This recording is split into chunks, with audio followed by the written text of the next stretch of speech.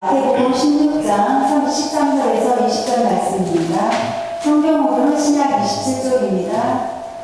예수께서 빌립보 가이사랴 지방에 이르러 제자들에게 물어 이르시되 사람들이 인자를 누구라 하느냐 이르되 더러는 세례 요한 더러는 엘리야 어떤 이는 예레미야나 선지자 중에 하나라 하나이다. 이르시되 너희는 나를 누구라 하느냐 시몬 베드로가 대답하여 이르되 주는 그리스도시요 살아계신 하나님의 아들이시니이다. 예수께서 대답하여 이르시되 바요나 시몬아 내가 복이 있도다. 이를 내게 알게 한 이는 혈육이 아니요 하늘에 계신 내 아버지시니라. 또 내게 이르노니 너는 베드로라. 내가 이 반석 위에 내 교회를 세우리니 음부의 권세가 이기지 못하리라. 내가 천국 열쇠를 내게 주리니 내가 땅에서 무엇이든지 밀면 하늘에서도 맬 것이요 내가 땅에서 무엇이든지 풀면 하늘에서도 풀리라 하시고 이에 제자들에게 경고하사 자기가 그리스도인 것을 아무에게도 이르지 말라 하시니라. 아멘. 그 멜로의 그 개구리의 기도라는 그런 이제 글이 있습니다. 깊은 산 속에 한 수도사가 이제 음막을 짓고 이제 기도하고 있었습니다. 하루는 한참을 기도하고 있는데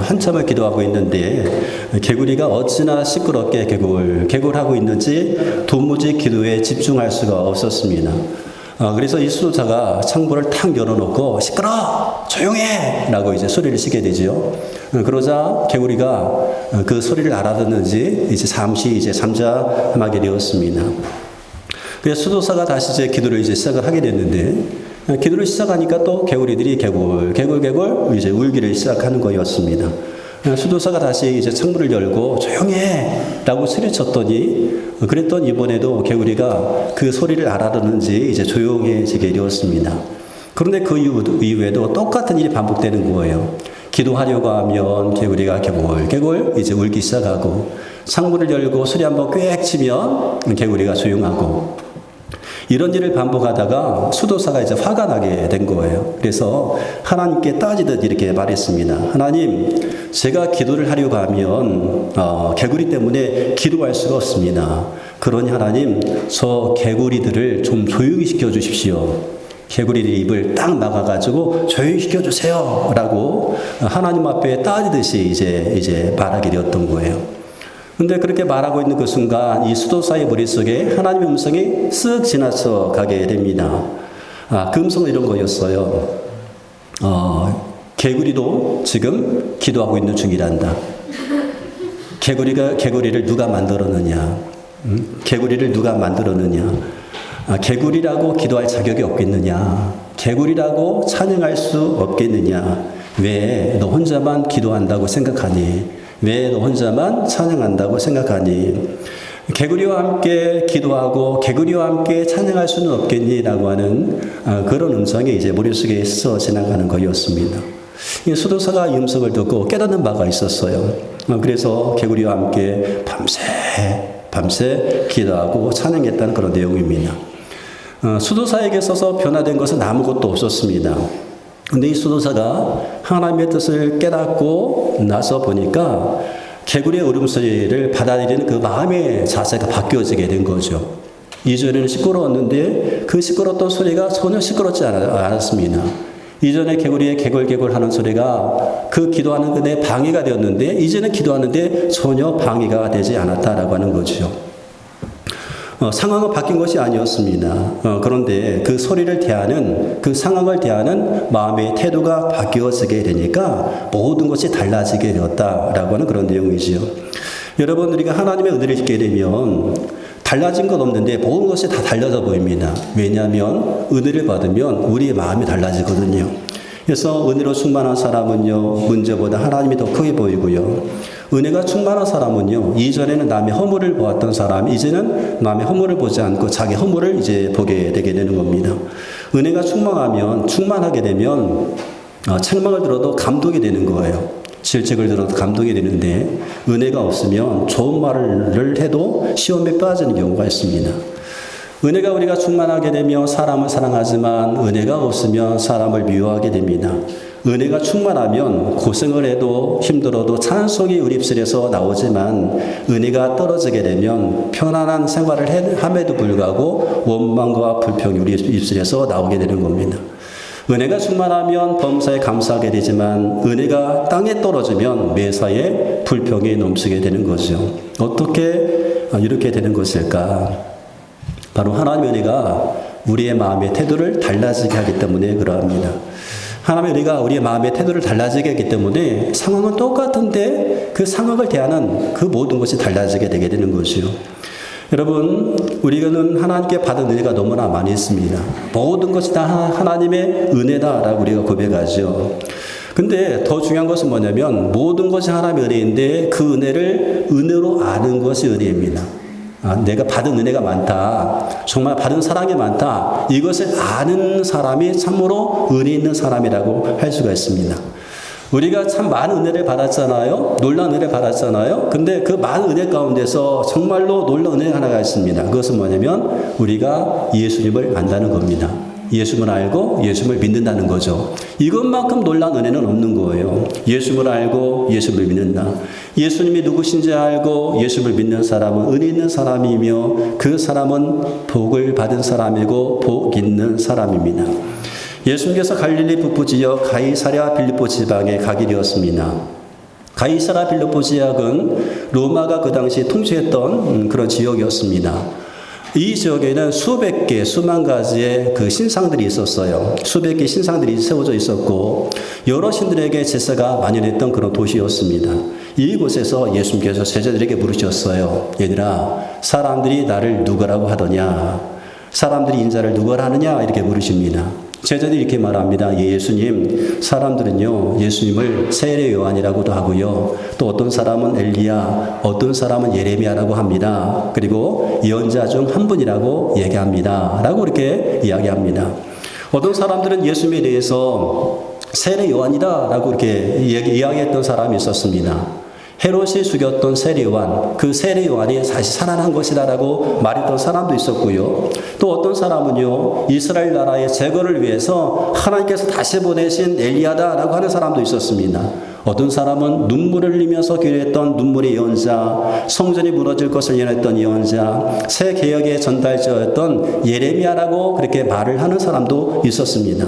사람들은요, 예수님을 생각하기를 예수님은 예언자 가운데 한 사람이라고 그렇게 생각을 했던 거예요. 그런데 예수님은 사람들이 그렇게 생각을 하는데 이제는 쟤들이 자신을 어떻게 생각하는지를 알고 싶어 하셨습니다. 예수님의 관심은 제자들이 나를 어떻게 생각하는 거였어요. 세상 사람들이 나를 어떻게 생각하는 것보다 예수님을 따르고 있는 제자들이 나를 어떻게 생각하느냐, 이것을 더 궁금해 하셨습니다. 제자들이 나를 누구라고 생각하는지. 그래서 물으셨어요. 그러면 너희는 나를 누구라고 생각하느냐? 예수님께서 제자들에게 물으신 것은요, 예수님의 사역이 어떠하냐고 묻지 않으셨습니다. 예수님께서 제자들에게 내가 여러 가지 많은 교훈을 가르치셨는데 내 교훈이 어떠하느냐라고 묻지 아니하셨습니다. 예수님께서 설교를 하셨는데 그 설교에 대해서 어떠했느냐, 은혜 받았냐, 받지 못했느냐, 그것을 묻지 아니하셨습니다. 예수님께서 물으신 것은 내가 누구라고 생각하느냐, 이것을 물으셨죠. 너희는 나를 누구라고 생각하느냐? 여러분, 왜 예수님께서 너희는 나를 누구라고 생각하느냐라고 제자들에게 물으셨을까요? 신앙의 출발점은 예수님을 아는 것에서부터 시작되기 때문에 그렇습니다. 우리 신앙은 예수님을 아는 것에서부터 출발을 합니다. 그리고 신앙생활이라고 하는 것은요, 예수님을 따르는 겁니다. 그것이 바로 신앙생활이죠. 그러니까 예수님을 아는 것은 너무너무 중요한 거예요. 우리가 기독교 신앙을 가지고 있다고 한다면 예수님을 알아야 됩니다. 우리가 기독교 신앙인이라고 한다면 예수님을 따라야 됩니다. 예수님을 따르고 예수님을 알아야 되기 때문에 너희가 나를 누구라고 생각하느냐? 이 질문은 너무나 중요한 질문이었습니다. 이 질문에 시몬 베드로가 빠르게 대답하죠. 예, 주님, 주님은 그리스도시요 살아계신 하나님의 아들이십니다. 베드로는 지금 두 가지를 이야기하는 겁니다. 주님은 그리스도이십니다. 주님은 하나님의 아들이십니다. 살아계신 하나님의 아들이십니다. 그리스도라고 하는 말은 여러분 아시는 것처럼 메시아라고 하는 말입니다. 메시아의 헬라어 말입니다. 메시아. 다윗의 후손 중에서 태어날 기름 부음 받은 왕을 가리키는 말입니다. 이스라엘 사람들이 기다렸던 왕, 바로 메시아라고 하는 거죠. 하나님의 아들이라고 하는 이 고백은요, 예수님은 하나님이십니다 라고 하는 그런 고백이었어요. 당시 사람들은 예수님께서 행하신 일들을 보면서, 예수님께서 행하신 이적을 보면서 예수님은 선지자 중에 한 사람이다, 예언자 중에 한 사람이다 라고 생각을 했습니다. 그런데 지금 베드로는 어떻게 고백하고 있는가 하면 예수님은 하나님의 아들이십니다, 예수님은 하나님이십니다, 이 고백을 하고 있는 거예요. 이 베드로가 했던 이 고백은요, 기독교 신앙의 핵심이라고 할 수가 있습니다. 주님은 그리스도시요 살아계신 하나님의 아들입니다. 기독교 신앙의 핵심이라고 할 수가 있지요. 이 고백을 들으셨던 예수님께서는요, 베드로의 그 답변을 들으시고 베드로에게 축복하시면서 말씀을 하십니다. 바요나 시몬아, 내가 복이 있도다. 복이 있다라고 말씀을 하셔요. 바요나 시몬아, 내가 복이 있도다. 이를 내게 알게 한 이는 혈육이 아니요 하늘에 계신 내 아버지시니라. 바요나 시몬아, 이 바요나라고 하는 것은 요한의 아들이라는 말입니다. 요한의 아들 시몬아, 요나라고 했죠. 근데 요나는 요한의 축약 말입니다. 그러니까 바요나, 요한의 아들 시몬아, 내가 복이 있다, 이런 말입니다. 그러면 왜 예수님께서 바요나 시몬이었던 이 베드로에게 복이 있다라고 말씀을 하셨을까요? 무엇 때문에 베드로의 삶이 복이 있다라고 말씀하셨을까요? 그것은요, 그것은 베드로가 예수님이 누구인지 바로 알고 있었기 때문에 그렇습니다. 예수님이 누구신지 바로 알고 있었기 때문에 그렇습니다. 그리고 이것을 알게 하신 분이 바로 하나님이시기 때문에 그렇습니다. 예수님을 메시아로 아는 것, 예수님께서 하나님의 아들이심을 알게 하는 것은 사람의 생각이 아니라 하나님의 은혜였기 때문에 내가 복이 있다라고 말씀하신 거예요. 베드로는 예수님이 누구인지 바로 알고 있었습니다. 정확하게 알고 있었습니다. 그래서 바요나 시몬아, 내가 복이 있도다, 이렇게 말씀하신 거죠. 또 한 가지 이유가 있습니다. 예수님이 누구인지 알고 믿는 것은, 예수님이 누구이신지 알고 믿는 사람들은 예수님과 바른 관계 속에서 살아가기 때문에 그러합니다. 그러니까 우리가 예수님이 누구신지 알아요. 누구신지 알고 믿는 사람은요, 예수님과의 바른 관계 속에서 살아갈 수가 있기 때문에 예수님이 누구인지 정확하게 아는 사람은 복이 있는 겁니다. 그러니까 예수님이 누구인지 알아요. 누구신지 알아요. 그런 사람들은 예수님과의 바른 관계 속에서 살아가기 때문에 복이 있고, 그것이 바로 신앙생활이라고 할 수가 있습니다. 그래서 성경은 우리에게 예수님이 누구신지에 대해서 계속해서 말씀하고 있어요. 예수님 누구시다, 어떤 분이다 라고 말씀하고 있죠. 여러 군데의 성경이 있지만 그 중에 대표적인 성경 구절을 찾아하면 요한복음 1장이라고 할 수가 있습니다. 요한복음 1장 1절부터 12절 말씀 보면 이런 말씀이 있습니다. 태초에 말씀이 계시니라. 이 말씀이 하나님과 함께 계셨으니 이 말씀은 곧 하나님이시니라. 그가 태초에 하나님과 함께 계셨고 만물이 그로 말미암아 지은 바 되었으니 지은 것이 하나도 그가 없이는 된 것이 없느니라. 그 안에 생명이 있었으니 이 생명은 사람들이 빛이라. 빛이 어둠의 빛이 어둠이 깨닫지 못하더라. 9절 말씀 보면 산빛 곧 세상에 와서 각 사람에게 비추는 빛이 있었나니 그가 세상에 계셨으며 세상 그로 말미암아 지은 바 되었으되 세상 그를 알지 못하였고 자기 땅에 오매 자기 백성이 영접하지 아니하였으나 영접하는 자 곧 그 이름을 믿는 자들에게는 하나님의 자녀가 되는 권세를 주셨으니 이는 혈통으로나 육정으로나 사람의 뜻으로 나지 아니하고 오직 하나님께로부터 난 자들이니라. 이렇게 말씀하고 있습니다. 그러니까 요한복음 1장에 보면 예수님이 누구신지에 대해서 말하고 있어요. 예수님은 태초부터 계신 하나님이셨습니다. 예수님은 세상을 창조하신 분이십니다. 그러므로 예수님은 이 땅의 주인이 되십니다. 온 우주의 주인 되시며 우리의 삶의 주인이 되시는 거죠. 그 주님께서 육신의 몸을 입으시고 이 땅에 오셨습니다. 이 세상에 오셨습니다. 그런데 사람들이 알아보지를 못하죠. 알아보지 못하니까 영접하지 아니합니다. 그러나 영접하는 사람은 하나님의 자녀가 되는 권세가 있는 겁니다. 이런 말씀을 해주신 거죠. 여러분, 요한복음 1장 12절 말씀 가운데서 영접하는 자라고 했을 때 이 영접이 무슨 의미일까요? 영접한다는 것은요, 예수님을 나의 삶의 주인으로 모시는 것을 말합니다. 예수님이 누구신지를 알고 예수님을 나의 삶의 주인으로 모시는 것을 우리가 영접이라고 말을 합니다. 예수님이 나를 지으신 창조주 하나님이시고 나의 주인이심을 믿는 것이라고 할 수가 있지요. 이제부터 나의 삶의 주인은 예수님이십니다. 내가 아닙니다. 나는 주님의 것입니다. 라고 하는 것을 인정하는 것. 그리고 주님을 모시는 것을 우리가 영접이라고 말합니다. 다른 말로 말하면 예수님 이제 주인이 바뀌었습니다. 내가 주인이 아니라 예수님이 주인이십니다. 예수님이 주인이십니다. 주인이 바뀌었다는 거죠. 로마서 14장 7절로 8절 보면 우리 중에 누구든지 자기를 위하여 사는 자가 없고 자기를 위하여 죽는 자도 없도다. 우리가 살아도 주를 위하여 살고 죽어도 주를 위하여 죽나니 그러므로 사나 죽으나 우리가 주의 것이로다. 우리가 주님의 것이다 라고 하는 겁니다. 여러분, 우리가 주님의 것입니다. 예수님이 누구신지 알고 믿는 사람들은 예수님과의 바른 관계 속에서 살아가게 되는데 그 관계가 뭡니까? 예수님께서 우리 삶의 주인이 되시는 거죠. 그런 삶의 모습이 삶 가운데 나타나는 겁니다. 자, 예수님이 누구신지 알고 믿으면 주님과의 바른 관계 속에서 살아가기 때문에 주님께서 원하는 그런 삶의 모습을 가지고 살 수 있죠. 그 삶이 어떤 삶입니까? 마태복음 5장 44절 말씀 가다 보니까 나는 너에게 이르노니 너희 원수를 사랑하며 너희를 핍박하는 자, 박해하는 자를 위하여 기도하라. 이런 말씀이 있어요. 원수를 사랑하고 박해하는 자를 위해서 어떻게 하라고요? 기도하라. 이 말씀이 굉장히 우리 가운데 부담이 됩니다. 어떻게 원수를 사랑할 수 있습니까? 어떻게 우리를 힘들게 하는 사람을 위해서 우리가 기도할 수가 있습니까? 축복하며 기도할 수 있습니까? 여러분, 우리는 원수를 사랑할 수 없는 이유, 원수를 미워할 수 있는 수만 가지 이유를 가지고 있습니다. 저 사람을 도저히 사랑할 수 없는 이유가 우리 가운데 있다는 거예요. 내가 나를 박해하는 저 사람을 위해서 기도하지 않을 만 가지 이유가 우리 가운데 있습니다. 그런 이유가 우리 가운데 있죠. 수없이 많은 이유가 있습니다.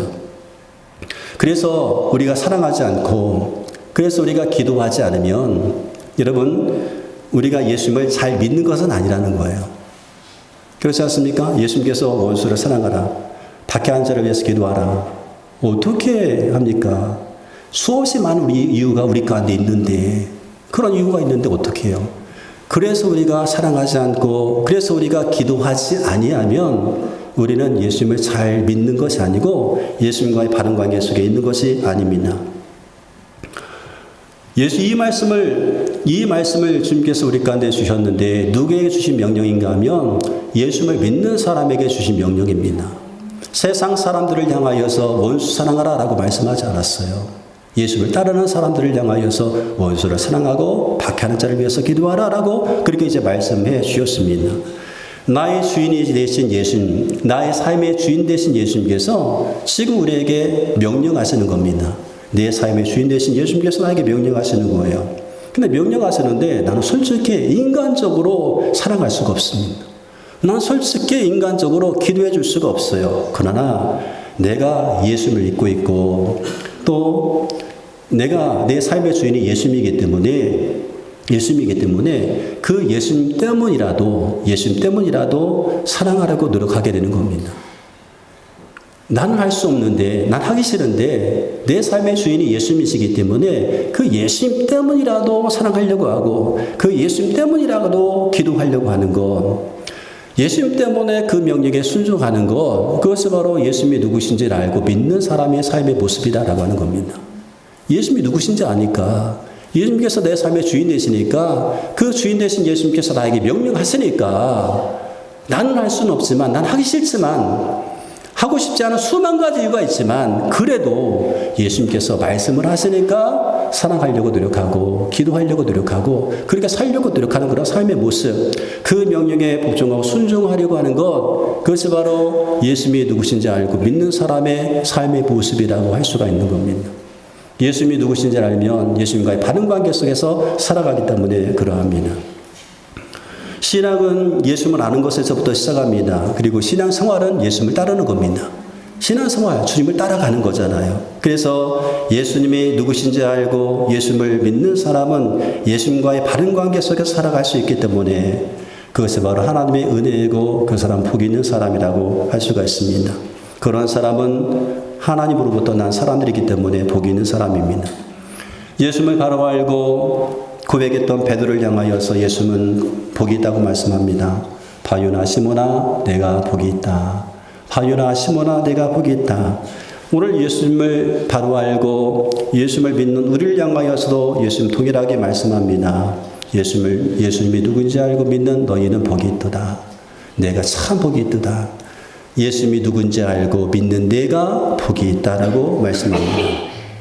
예수님을 누군지 알고 믿으면 예수님과의 바른 관계 속에서 우리가 살아가기 때문에 그러하고, 예수님과의 바른 관계 속에 살게 되면 우리의 삶의 모습이 바뀌어지기 때문에 그러합니다. 환경과 상황은 변한 것 없지만 우리 마음의 태도가 달라지기 때문에 모든 것이 다 달라지게 되는 것이요. 그래서 예수님을 알게 되면, 예수님을 알면 우리를 발견할 수가 있어요. 예수님이 누구인지 알면 우리가 누구인지 알 수가 있습니다. 우리가 얼마나 행복한 사람인지 알 수 있는 거예요. 예수님이 누구신지 알면 우리가 얼마나 복받은 사람인지를 알 수 있는 겁니다. 예수님이 누구인지 알면 우리가 얼마나 하나님의 은혜를 많이 받은 사람인지 알 수가 있는 것입니다. 얼마나 행복한 사람인지를 발견할 수가 있는 거죠. 그래서 예수님을 아는 것이 복인 거예요. 예수님이 누구인지 정말로 알면 우리를 아는 거예요. 나를 볼 수 있는 거예요. 아, 내가 정말 행복한 사람이구나. 내가 복이 있는 사람이구나. 내가 은혜 받은 사람이구나. 이것을 알기 때문에 예수님이 누구신지 아는 사람은요, 복이 있는 사람이에요. 시편에서 다윗은 하나님을 향해서 많은 고백을 합니다. 하나님이 누구라고 막 고백을 하잖아요. 여호와는 나의 하면서 수없이 많은 고백을 쏟아놓습니다. 여러분 한번 시편을 읽어보세요. 다윗이 얼마나 많은 고백을 했는지, 하나님은 이런 분입니다 라고 고백했는지 한번 읽어보세요. 다윗은 하나님이 누구신지 알았기 때문에 하나님과의 바른 관계 속에서 살아갈 수 있었고요. 그런 관계 속에서 다윗은 두려움 가운데서도 두려움을 이길 수 있었고, 부족한 가운데서도 풍족한 그런 삶을 누릴 수가 있었습니다. 하나님을 알았던 다윗은 그런 삶을 살았어요. 시편 27편 1절 보니까 여호와는 나의 빛이요 나의 구원이시니 내가 누구를 두려워하리요. 여호와는 내 생명의 능력이시니 내가 누구를 무서워하리요.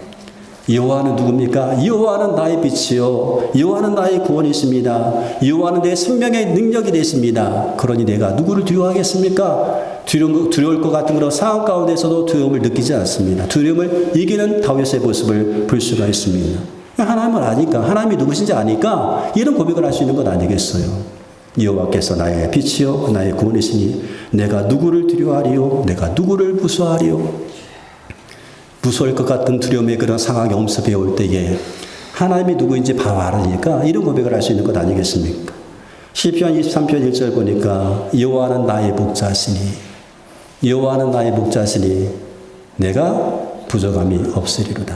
이 왕이 되기 전에 다윗이 목동을 있었을 때 지은 시 아니겠습니까? 나 부족함이 없습니다. 여호와께서 내 잔을 채워주시기 때문에 내 잔이 넘쳐납니다. 이런 고백을 하잖아요. 부족함 없다라고 하는 고백, 이런 고백을 어떻게 할 수가 있어요? 이런 삶을 어떻게 살아갈 수 있습니까? 여호와 하나님이 누군지 알기 때문에 이런 삶을 살 수 있는 겁니다. 하나님은 나의 목자시니 하나님 나의 목자십니다. 난 전혀 부족함이 없습니다. 하나님이 누군지 알고 하나님의 바른 관계 속에서 살아가니까 이런 삶의 고백을 할 수 있는 것 아니겠습니까? 시편 28편에도 보면 여호와는 나의 힘과 나의 방패이시니 내 마음이 그를 의지하고 도움을 얻었도다. 그러므로 내 마음이 크게 기뻐하며 내 노래로 그를 찬송하리로다. 하나님은 나의 힘과 방패이십니다. 내가 하나님께 도움을 얻었습니다. 내가 이제부터 하나님을 찬양하겠습니다. 찬양하는 삶을 살겠습니다. 이런 고백을 할 수 있는 것 아니겠습니까? 그러니까 하나님이 누구신지 알으니까 그 하나님이 아는 그 삶의 모습을 통해서 나의 모습을 보면서 두려움도 이기게 되고 부족함도 없는 그런 삶을 살게 되고 찬양하는 그런 삶의 모습으로 바뀌어지게 되는 겁니다. 그러므로 하나님을 아는 것이 복입니다. 우리가 예수님을 아는 것이 복입니다. 예수님을 믿는 것이 복입니다. 예수님을 알 때와 예수님을 알지 못할 때와 우리가 전혀 다른 삶을 살아갈 수가 있기 때문에 그러하죠. 예수님이 누구인지 알고 믿을 때 예수님이 누구인지도 모르면서 살아갈 때와 전혀 다른 삶을 살아가게 된 겁니다. 예수님을 알고 예수님을 믿게 되면 우리 가운데 있던 두려움이 평화로 바뀌어지게 되고 부족함이 풍성으로 바뀌어지게 되고 불평과 원망했던 우리의 삶이 사랑으로 우리의 삶의 태도가 바뀌어지는 것을 우리가 경험하게 되는 것이죠. 그러므로 여러분 예수님을 아는 것이 복입니다. 예수님이 누구인지 아는 것이 복입니다.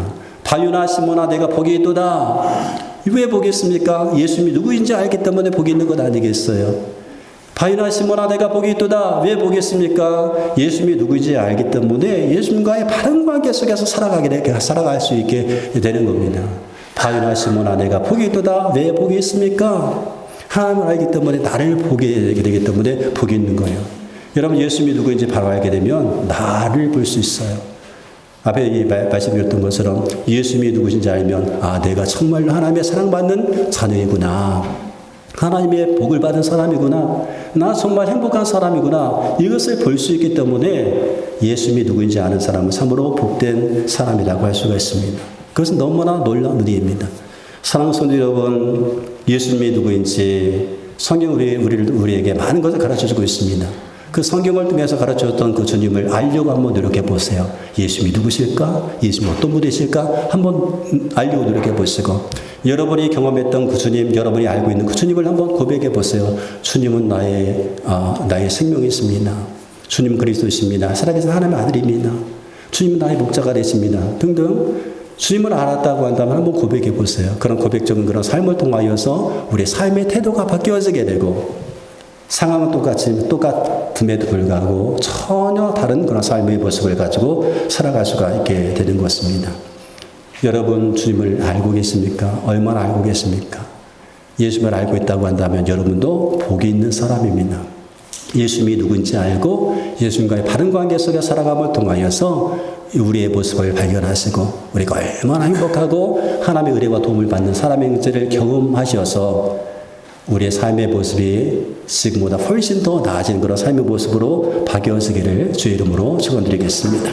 자, 우리 함께 이 시간 찬양드리겠습니다.